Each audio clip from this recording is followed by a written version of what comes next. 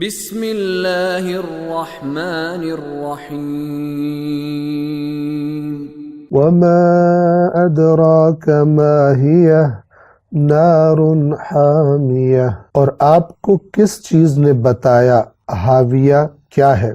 وہ بھڑکتی ہوئی آگ ہے۔ گزشتہ درس میں سورۃ الاعراف کی آیت نمبر 6 بیان کر دی تھی، آیت نمبر 7 بیان کر دی تھی، آیت نمبر 8 کا کچھ حصہ ہم نے بیان کیا تھا۔ آگے بڑھتے ہیں۔ آیت نمبر 8 میں فرمایا تھا وَالْوَزْنُ يَوْمَئِذٍ الْحَقُّ، وزن اس دن یعنی قیامت کے دن برحق ہے، وزن کیا جائے گا تمہارے اعمال کا۔ پھر کیا ہوگا؟ فَمَنْ ثَقُلَتْ مَوَازِينُهُ، تو جس کے پلڑے یعنی نیک اعمال کے پلڑے بھاری ہوں گے، فَأُولَئِكَ هُمُ الْمُفْلِحُونَ، تو یہی لوگ ہیں جو فلاح پائیں گے، جو کامیابی پا جائیں گے۔ اور آیت نمبر 9 میں پھر فرمایا وَمَنْ خَفَّتْ مَوَازِينُهُ، الفاظ بھی وہی سورۃ القاریہ سے ملتے جلتے ہیں۔ وَمَنْ خَفَّتْ مَوَازِينُهُ، اور جس کے موازین، جس کے اعمال صالح کے پلڑے ہلکے ہوں گے، یعنی اس کی برائیوں کے پلڑے بھارے ہو جائیں گے گویا۔ فَأُولَئِكَ الَّذِينَ خَسِرُوا أَنفُسَهُمْ، تو یہ وہ لوگ ہوں گے جنہوں نے اپنے نفسوں کو ہی خسارے میں ڈال دیا، اپنے نفسوں کا، اپنی جانوں کا خسارہ کر دیا۔ کیا مطلب؟ ان کو جو زندگی ملی تھی، ان کو جو وسائل ملے تھے، اللہ نے آنکھیں دی تھی، عقلیں دی تھی، کان دیے تھے، زبانیں دی تھی، ہاتھ دیے تھے، پیر، یہ سب سرمایہ تھا ان کے پاس جو خدا نے ان کو دیا تھا، اور کہا تھا کہ میری طرف سے آنے والی ہدایت کے مطابق اسے استعمال کرو تو ہمیشہ ہمیشہ کی جنت اور دائمی نعمتیں تمہیں دوں گا۔ لیکن ان لوگوں کے اعمال کے وزن اور ان کے پلڑے بتا رہے ہیں کہ انہوں نے اپنا سرمایہ ضائع کر دیا۔ خسارہ، خسران عربی زبان میں اس نقصان کو کہتے ہیں کہ جس میں کچھ بھی نہ بچے انسان کے پاس، سارا سرمایہ ہی اس کا ضائع ہو جائے۔ تو فرمایا کہ فَأُولَئِكَ الَّذِينَ خَسِرُوا أَنفُسَهُمْ، یہ وہ لوگ ہیں جنہوں نے اپنی جانوں کو ضائع کر دیا، ضائع ہو گئے۔ کیوں؟ بِمَا كَانُوا بِآيَاتِنَا يَظْلِمُونَ، یہ جو ہماری آیات کے بارے میں ظلم کیا کرتے تھے، اس وجہ سے انہوں نے اپنی جانوں کو آج ضائع کر دیا۔ ان کے ہاتھ پلے کچھ نہیں، انہوں نے نیکیاں نہیں کی، انہوں نے کیونکہ اللہ کی اطاعت نہیں کی دنیا میں، اور نافرمانیوں کے ڈھیر لگا دیے۔ ان کی نافرمانیوں کے وزن بھارے ہو گئے اور ان کی نیکیوں کے وزن اتنے ہلکے ہیں کہ گویا انہوں نے اپنا اثر کھو دیا۔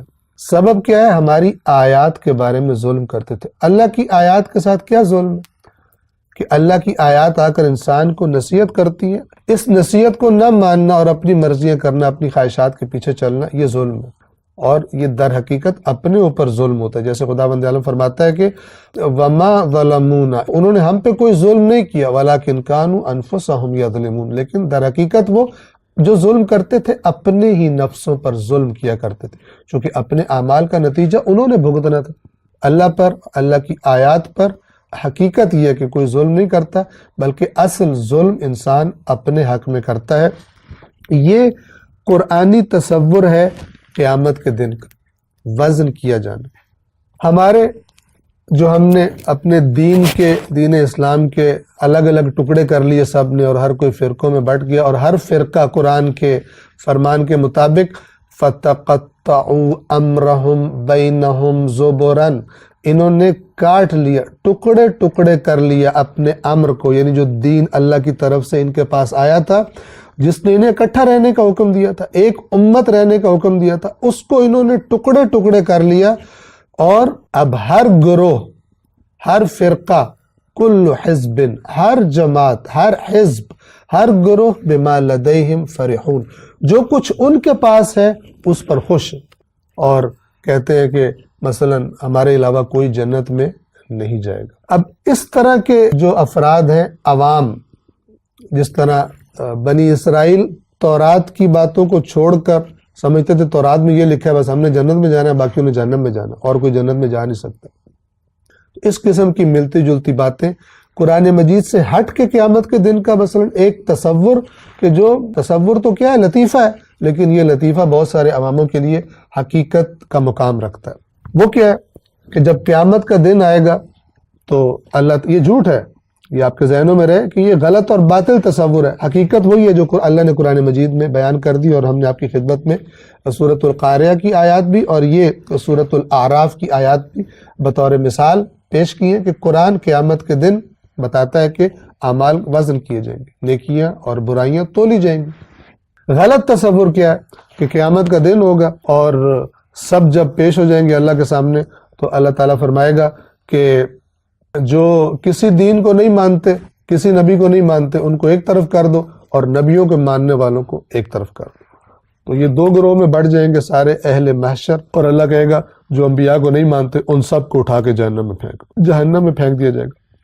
اس کے بعد اللہ تعالیٰ فرمائے گا کہ میرے آخری نبی کی امت کو الگ کر لو اور باقی نبیوں کی امت کو الگ کر دو، اور ان سب کو اٹھا کے جہنم میں پھینک دیا جائے گا، اور پیچھے رسول اللہ صلی اللہ علیہ وآلہ وسلم کے جو اپنے آپ کو امتی کہتے تھے وہ رہ جائیں گے۔ اور اس کے بعد اب آئے گی فرقوں کی باری، یہ فرقہ وارانہ تصور قیامت کے دن کا۔ ابھی تک کوئی اعمال کا وزن نہیں ہوا، تو ہر فرقہ یہ سوچتا ہے کہ اس دن کیا ہونے والا ہے کہ ہمارے فرقے کے بارے میں کہا جائے گا ان کو الگ کر لو اور باقی سب فرقوں کو اٹھا کے جہنم میں پھینک دو۔ کوئی فَأَمَّا مَنْ ثَقُلَتْ مَوَازِينُهُ وَأَمَّا مَنْ خَفَّتْ مَوَازِينُهُ، کوئی اعمال کو تو تولا ہی نہیں جا رہا، بس ہر فرقہ یہ سوچ رہا ہے کہ اب مجھے اٹھا کے جنت میں ڈال دیا جائے گا اور باقی سب کو اٹھا کے جہنم میں پھینک دیا جائے گا۔ اور پھر یہاں پہ بات ختم نہیں ہوتی، اب یہ نفرتوں کی اور اپنے جو میری رائے نہیں رکھتا اس کو جہنم میں جانا چاہیے اور وہ جہنم میں جائے گا، یہ نفرت اس قدر زیادہ ہو گئی ہے کہ اب فرقوں کے اندر چھوٹے چھوٹے فرقے اور فرقوں کے بچے پیدا ہونے شروع ہو گئے، اور ان میں سے ہر جو بچہ ہے وہ بھی چاہتا ہے کہ جو میرے فرقے بڑے فرقے کا جو اندر چھوٹا فرقہ دوسرا بنا ہے میرے علاوہ یہ بھی جہنم میں اس کو جانا چاہیے۔ یہاں تک کہ نوبت یہاں پر آ گئی ہے کہ جو اس مسجد میں نماز پڑھتا ہے آ کر میرے پیچھے وہ جنتی ہے، اور جو کسی دوسرے کے پیچھے جا کے نماز پڑھتا ہے کیونکہ وہ میرا مخالف ہے لہٰذا وہ بھی جنت میں نہیں جائے گا۔ یہ میں علماء حقہ اور حقیقی مومنین کی اور اللہ کی کتاب کے پیچھے چلنے والوں کی بات نہیں کر رہا، جنہوں نے ادھر ادھر سے صرف نفرتیں سیکھی ہیں، دین کے نام پر اپنے آپ کو نفرت کا پیغام دینے والا بنا لیا ہے، ان کی بات کر رہا ہوں۔